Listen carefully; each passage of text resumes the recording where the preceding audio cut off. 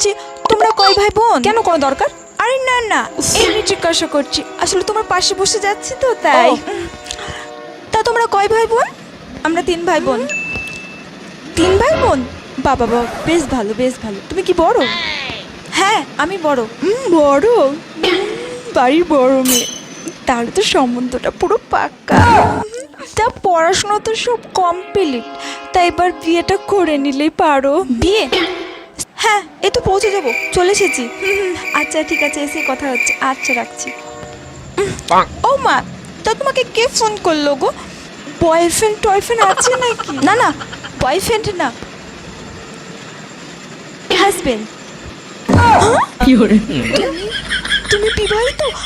আমি তো ভাবলাম তোমার এখনো বিয়েই হয়নি।